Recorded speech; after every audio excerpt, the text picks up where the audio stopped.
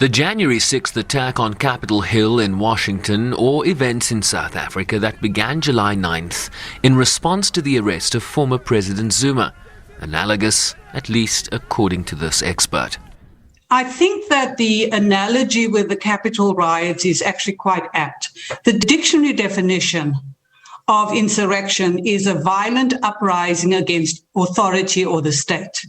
And I would say that this was an attempt. If you look at the facts in South Africa, this was an attempt to incite a violent uprising. So I think that it was, if one could think about it in legal terms, an attempted insurrection. Professor Andrews sees multiple similarities between the attempts at insurrection in both countries, in that the rioters, at the very least in part, sought to stop a legal process. In the United States, the certification of President Biden's election victory, and in South Africa to stop the legal detention and incarceration of former President Zuma. She also explains that both Trump and Zuma seek to connect their personal legal challenges to that of the country, while both use every maneuver available to them to circumvent or block any accountability. We have together. She drew further comparisons between the two former presidents. President Trump was intent on staying in office so he wouldn't have to face a range of legal problems. And President Zuma, ex-President Zuma, has also shown himself not to be wanting to be held accountable and to escape the reach of the law. That's the third. The fourth analogy I see is loyal supporters. Despite the facts, they are President Trump supporters, ex-President Zuma supporters. They all are loyal despite their interest in not in any way being followed by these two men. And then finally, I would say one has to look at the party. I mean, the ANC is deeply divided, and I would say the Republican Party is also divided. And Donald Trump sits at the center of the division in the Republican Party, and Jacob Zuma sits at the center of the division in the African National Congress. Both men continuing to wield significant political influence in their parties and the country, with implications for the principle of the rule of law. There is a contest going on in South Africa about the reach of the law. And the idea is the Constitutional Court, in its judgment, stated very clearly that Jacob Zuma is not above the law. But I think the consequences go outside of the law.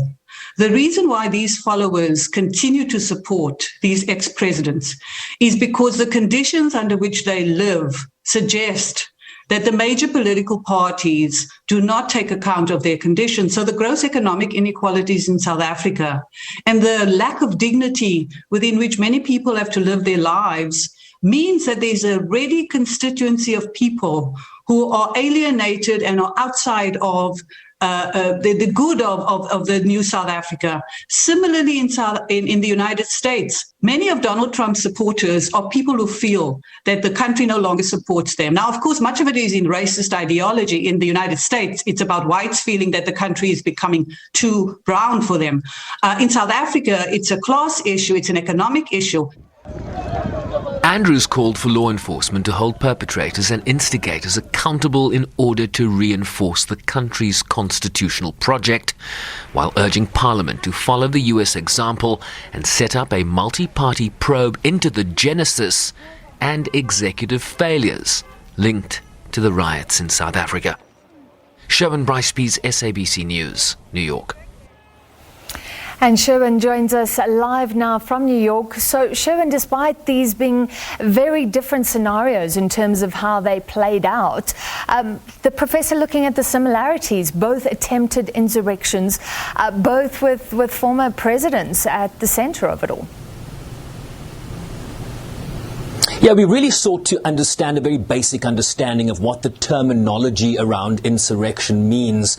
And I think by virtue of the explanations offered by the likes of Professor Andrews, one is able to see some of the similarities in both the instances in South Africa and the instances in the United States, be they as different and as vastly different as they might have been, Francis. Insurrection are acts or instances where people revolt against civil and or government and state authority. And I think any reason reasonable person can see instances of that, even though there are grey areas in both cases. Not everybody was perhaps an insurrectionist. There is often elements of criminality involved here, but on a very basic level, one can see the two insurrections play themselves out. In addition to that, rioters were seeking to stop a constitutional process in the United States, the constitutionally mandated role of Congress to certify the election win of President Biden. And in South Africa, the implementation of a legally delivered constitutional court judgment that sought to arrest and incarcerate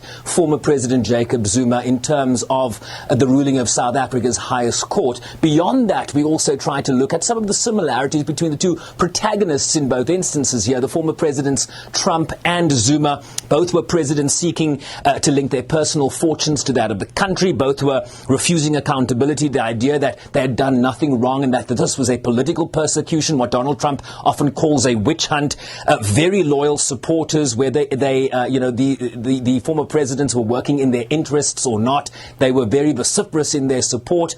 The two former presidents are very much at the center of two divided parties. Professor Andrews also talked about the ANC tactic against the erstwhile apartheid government of using the tactic of ungovernability. She saw similar elements in what played itself out in South Africa starting July 9th.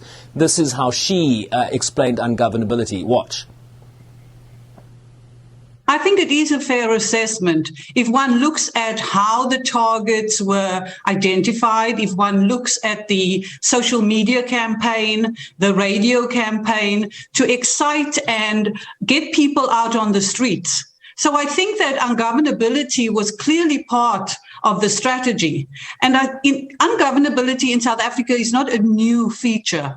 We know that during the apartheid years, the ANC called on people to make the townships and the country ungovernable. And I do think that this is an extension of it, that very same energy against an unjust government, against unjust social conditions and economic inequality, does render the concept ungovernable in South Africa sort of real. So yes, I do think that to describe it as rendering the country ungovernable is an accurate description. So ungovernability, Francis, counter-revolutionary or insurrection? You're welcome to choose your poison, Francis. I need you to clarify this precisely for us, Sherwin. But very interesting what she's saying. And you've looked at the aftermath. We know that over 570 people have been charged with crimes relating to that storming of Capitol Hill in January. But there's also a separate legislative track that's being pursued by the House of Representatives and a select committee that will probe the events that led to that riot. Are there any lessons here for how parliaments, how South Africa might play, how Parliament might play a bigger oversight role and how South Africa could deal with what we've experienced? Yeah, so you'll remember in late May, efforts within the United States Congress, first the House of Representatives and then the Senate, to set up an independent commission of inquiry to examine the genesis of what might have led to the assault on the United States Capitol on January 6th. Of course, that measure failing in the Senate, not garnering enough Republican support, in addition to Democrats pushing for that independent commission. So what they've now decided...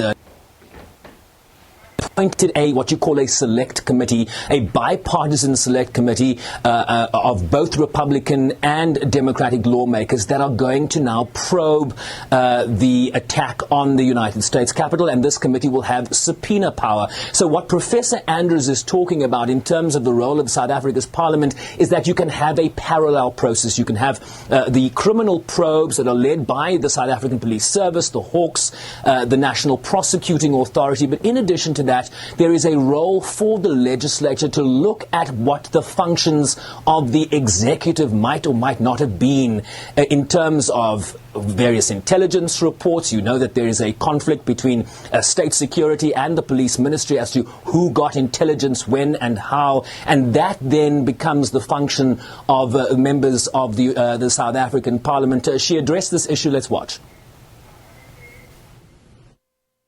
Absolutely. Parliament should be exercising its oversight function.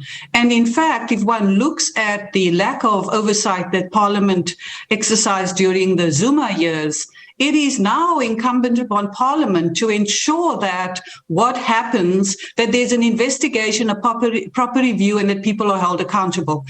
I think that the parliamentary investigation should be accompanied by people being charged and convictions, because in the United States, we know that over 500 people have been charged. In fact, today, the first person was convicted. So it's a parallel process. What's interesting in the United States is that some of those accused are saying that Donald Trump instructed them to do what they did. So possibly in South Africa, if there's a decent criminal process happening, you may get to the bottom of it, and those who incited people will be held accountable both in the courts of law as well as through a parliamentary process.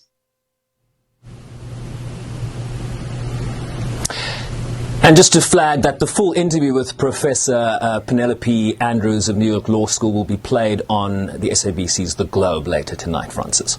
All right, thank you. Thank you for that, Sharon Bryce-Peace, raising some interesting parallels between South Africa and the US there, and looking at how we could possibly respond to what happened.